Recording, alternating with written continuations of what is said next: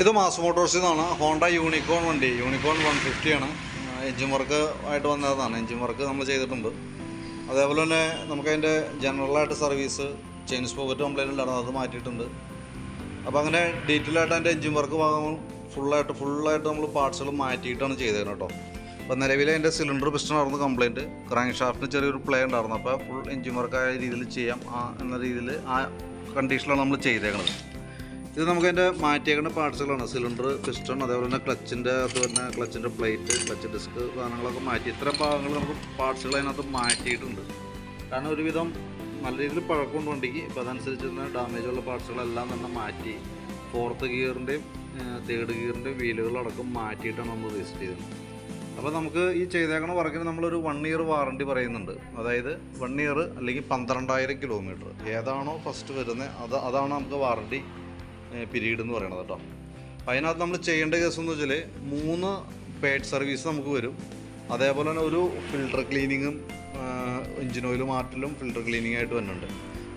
Oil filter ക്ലീനിങ്ങും oil ചേഞ്ചും വന്നത് ആദ്യത്തെ ഒരു മാസം, അതല്ലെങ്കിൽ 1000 കിലോമീറ്റർ അത് ആകുമ്പോഴാണ് നമ്മൾ വന്നിട്ട് അതിൻ്റെ ഓയിലൊക്കെ ഒന്ന് മാറ്റാണ്ട്.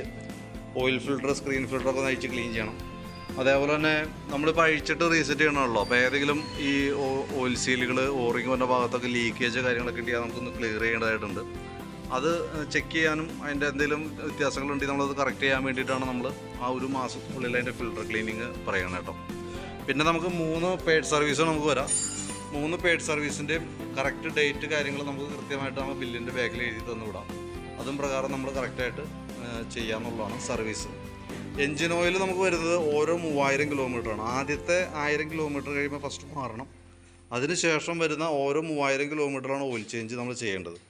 അത് ശരിക്കും ഹോണ്ടയുടെ ജെനുവിൻ ഓയിൽ ഉപയോഗിക്കാനായിട്ട് ശ്രദ്ധിക്കണം കേട്ടോ. അത് നമുക്ക് ആ വാറണ്ടി പീരീഡിൽ ചെയ്യുന്ന വർക്കുകൾ നമുക്കിവിടെ കറക്റ്റ് നമുക്ക് അതിൻ്റെ സിസ്റ്റത്തിൽ അപ്ഡേറ്റ് ആണെങ്കിലാണ് നമുക്ക് വാറണ്ടിയുമായി ബന്ധപ്പെട്ട എന്തെങ്കിലും കംപ്ലയിൻറ്റ് നമുക്ക് ക്ലിയർ ചെയ്യാനായിട്ട് പറ്റും.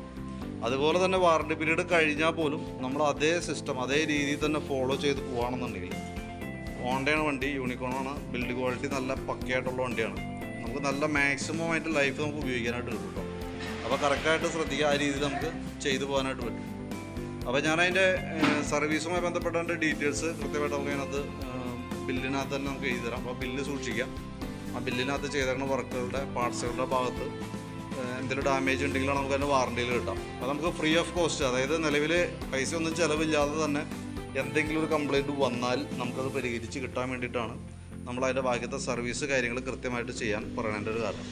പിന്നെ അതിനകത്ത് വാറണ്ടിയിൽ വരാത്ത കുറച്ച് പാർട്സുകളുണ്ട്. നമുക്ക് അതിൻ്റെ ഓയിൽ സീലുകൾ, ഗ്യാസ്കറ്റുകൾ, ഇതൊന്നും നമുക്ക് വാറണ്ടിയിൽ അവൈലബിൾ അല്ല. കാരണം അത് എപ്പോൾ വേണമെങ്കിലും കംപ്ലയിൻറ്റ് വരാവുന്ന ഒരു പാർട്ടുകളാണ്.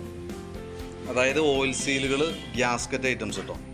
അപ്പോൾ അത് മാത്രമാണ് നമുക്ക് എന്തെങ്കിലും ഒരു കംപ്ലയിൻ്റ് ആയിട്ട് നമുക്ക് അഴിക്കേണ്ടി വന്നാൽ നമുക്ക് അടയ്ക്കേണ്ടതായിട്ട് വരുള്ളൂ. ബാക്കിയത്തെ നമുക്ക് വന്ന എന്ത് കംപ്ലയിൻ്റ് ആണോ ആ കംപ്ലയിൻറ്റ് നമ്മൾ ഈ വാറണ്ടി പീരീഡിനുള്ളിൽ നമുക്ക് പരിഹരിക്കുന്നതാണ് കേട്ടോ. അപ്പോൾ കൃത്യമായിട്ട് വാറണ്ടി സർവീസ് കറക്റ്റായിട്ട് ചെയ്യാനായിട്ട് ശ്രദ്ധിക്കുക.